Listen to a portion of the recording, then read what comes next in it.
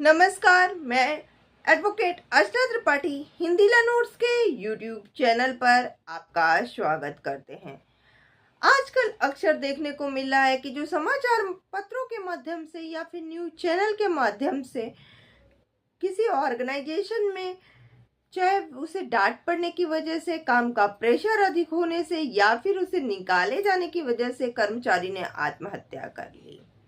अभी हाल में ही उत्तर प्रदेश में भी यह खबर सुनने में आई थी कि एक कंपनी में जो लड़की थी वह कार्य कर रही थी और कंपनी का वर्क प्रेशर अधिक होने की वजह से उसने आत्महत्या कर ली। ऐसे में जो कंपनी होती है वहाँ के लोग डर जाते हैं, या फिर जो कर्मचारी जो आत्महत्या करती है उसके जो सीनियर अधिकारी होते हैं वह डर जाते हैं कि कहीं ऐसा तो नहीं कि इस आरोप में हम भी फंस जाएंगे। तो सुप्रीम कोर्ट को ये सब देखते हुए एक जजमेंट के थ्रू लोगों को ये बताना पड़ा कि किस दौरान जो है, अगर कोई कर्मचारी आत्महत्या करता है तो जो उसके आधिकारिक जो सीनियर होंगे उन पर आत्महत्या का आरोप कब लगेगा, उकसाने का आरोप कब लग सकता है और कब नहीं। सुप्रीम कोर्ट ने अपने एक जजमेंट के माध्यम से इसको समझाने की कोशिश की है। सुप्रीम कोर्ट का जब इस जजमेंट दिया जा रहा था उस समय सुप्रीम कोर्ट ने कहा कि दो रूप से जो व्यक्ति होता है वह आत्महत्या करता है। पहला, भावात्मक रूप से, यानी कि अपने ब्लड रिलेशन से इतना ज्यादा अटैच होना कि उसे कोई बात आहत कर जाती है और तब वह डिप्रेशन में आ जाता है और आत्महत्या कर लेता है। जैसे कि ब्लड रिलेशन में माता पिता के साथ हुई कोई झगड़ा, भाई बहन के साथ हुआ कोई झगड़ा, या पति पत्नी अगर है तो उन लोगों के बीच में कोई ऐसा झगड़ा, कोई ऐसा टकराव जो उसे आहत करता हो, तो वहां पर वे आत्महत्या की ओर प्रेरित होती है। ये और दूसरा क्या, वे संवेदनात्मक रूप से, जैसे कि किसी कंपनी की कोई कर्मचारी है और उसका उस कंपनी से बहुत ज़्यादा अटैचमेंट है, उसने 10 साल 15 साल उस कंपनी को दिया और अगर उस कंपनी ने उसको रिट्रेचमेंट कर दिया, निकाल दिया, अब उसके पास ऑप्शन नहीं दिख रहा है, या वह इतनी ज़्यादा उस कंपनी से अटैच थी कि वह जो है मानसिक रूप से जो है उसे आघात लगा और वह डिप्रेशन में चला गया, वहां पर वह आत्महत्या के लिए प्रेरित हो सकती है। दूसरा क्या कि वर्क प्रेशर जो है वह बहुत ज़्यादा है। आजकल प्राइवेट ऑर्गेनाइजेशन क्या कर रही है कि जो एक व्यक्ति का काम है, जैसे कि अगर कोई काम है उसको 10 व्यक्ति कर रहे हैं तो वह चाहती है कि 5 व्यक्ति से ही काम चल जाए। कोई भी ऑर्गेनाइजेशन है जितनी सैलरी नहीं देती उससे ज़्यादा तो खुद जूस लेती है। आपको लगता होगा ना ये सही है गलत है, ये तो आप खुद ही जानेंगे, कमेंट करके बताइएगा सही है या गलत है। कोई अगर आपको 10 रुपया दे रहा होगा तो वो आपसे 100 रुपए का काम लेगा,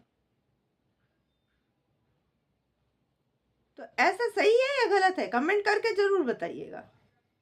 ठीक है। तो क्या है कि कोई भी ऑर्गेनाइजेशन है वह अपने एम्प्लॉय को अगर 10,000 सैलरी दे रही है तो वो ऑर्गेनाइजेशन सोचती है कि हमारा एम्प्लॉय एटलीस्ट मंथली हमें 20 से 40,000 रुपए तो अर्न करके दे, तभी वह उसको रखेगी, नहीं निकाल देगी। तो ऐसे में क्या है, उनके ऊपर वर्क प्रेशर बहुत ज़्यादा आ जाता है और कई बार तो ये कानूनी प्रक्रिया होती है, मतलब कि आपका जो कार्य है वह पहले से फिक्स होता है, आपको इतना कार्य करना ही है, फिर उसमें वर्क प्रेशर आ रहा है, आपको लग रहा है ज़्यादा काम है, तो वह ऑर्गेनाइजेशन की कमी नहीं है, ऐसा सुप्रीम कोर्ट ने कहा है अपने गाइडलाइन में। सुप्रीम कोर्ट ने ये फैसला दिया, उसमें यह बताया कि कर्मचारी को आत्महत्या के लिए उकसाने के लिए जो आधिकारिक सीनियर हैं वे कब उत्तरदायी हो सकते हैं। सुप्रीम कोर्ट का जो जजमेंट है वह निपुण अनेजा वर्सेस उत्तर प्रदेश का केस का है। इसमें उन्होंने कहा कि इसमें जो एक लड़की थी वे किसी कंपनी में काम कर रही थी, कंपनी वालों ने वर्क प्रेशर बहुत ज़्यादा दिया, उस लड़की को ज़्यादा कार्य करना पड़ रहा था, जिससे वह लड़की बहुत ही परेशान थी और काम उस तरीके से पूरा नहीं कर पाने की वजह से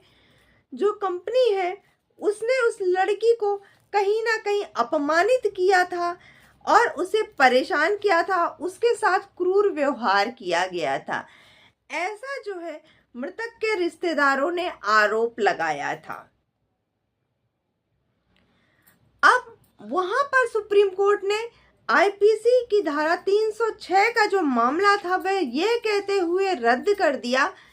कि अगर आप किसी भी ऑर्गेनाइजेशन में कार्य करने जा रहे हैं तो उस ऑर्गेनाइजेशन का जो नियम होगा, जो कार्य करने का तरीका होगा, वह आपको फॉलो करना पड़ेगा।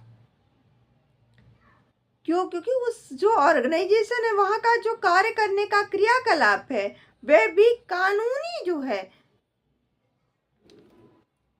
कानूनी प्रतिबंधित होता है कानूनी रूप से, यानी कि वे आपसे एक्स्ट्रा कार्य नहीं करा रहे हैं। अगर आपको एज अ अकाउंटेंट रखे हैं तो अकाउंट का ही सारा काम आपसे करा रहे हैं, तो अकाउंट में के काम में कभी कम कभी ज़्यादा आ रहा है तो आप वहाँ पर मना नहीं कर सकते हैं। या अगर आपने कार्य सही से नहीं किया है, उन्होंने आपको ऑर्गेनाइजेशन के एम्प्लॉय के सामने अगर उन्होंने आपको